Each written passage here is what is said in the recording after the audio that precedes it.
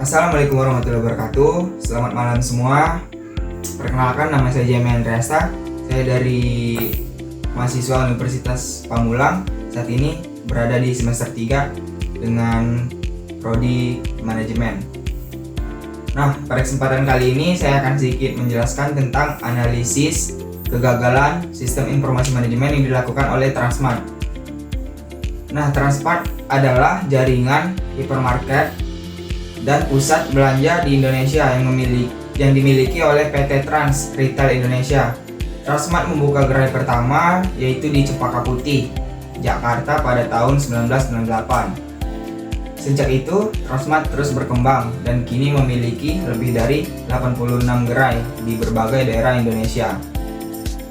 Transmart sebelumnya dikenal sebagai Carrefour Indonesia hingga tahun 2014, dan Transmart menawarkan konsep one stop shopping dengan lebih dari 40.000 produk yang dijual kepada pelanggan.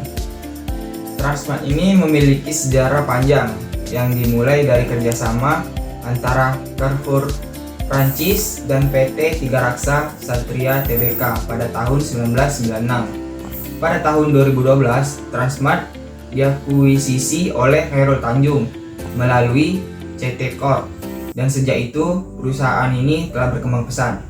Analisis kegagalan sistem informasi manajemen Transmart dari awal launching hingga sekarang melibatkan beberapa faktor utama. Berikut adalah beberapa poin penting yang dapat ditemukan.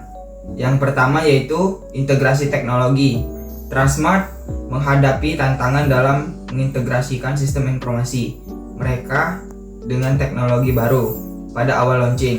Sistem ini digunakan mungkin kurang mampu menangani volume transaksi yang tinggi dan membutuhkan pembaruan untuk meningkatkan efisiensi operasional.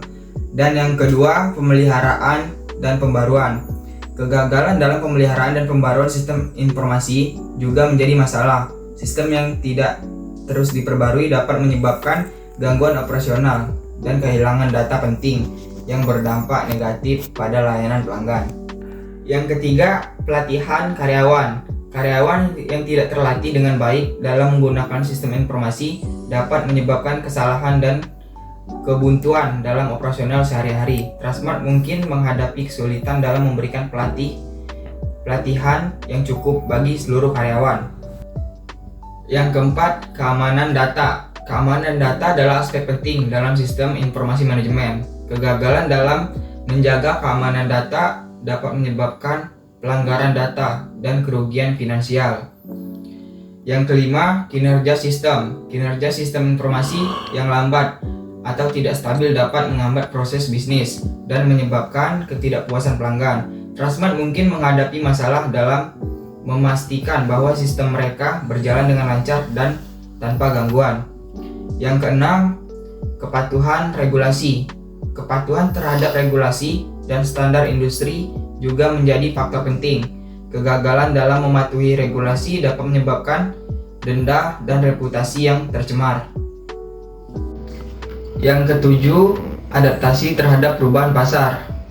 Transmart perlu terus beradaptasi dengan perubahan pasar dan kebutuhan pelanggan. Sistem informasi yang tidak fleksibel dapat membuat Transmart kalah bersaing di pasar yang terus berkembang.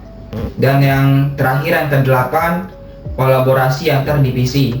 Kolaborasi yang kurang baik antara berbagai divisi dalam perusahaan dapat menyebabkan ketidaksesuaian dalam penggunaan sistem informasi. Transmart mungkin perlu meningkatkan komunikasi dan kerjasama antar divisi untuk memastikan bahwa semua bagian perusahaan bekerja secara harmonis. Dengan memahami dan mengatasi masalah-masalah ini, Transmart dapat meningkatkan efektivitas sistem informasi manajemen mereka dan melayani pelanggan dengan lebih baik. Nah, teman-teman, mungkin itu saja yang dapat saya sampaikan tentang analisis kegagalan sistem informasi yang dilakukan oleh Transmart dari awal mula launching hingga sekarang. Saya akhiri. Assalamualaikum warahmatullahi wabarakatuh.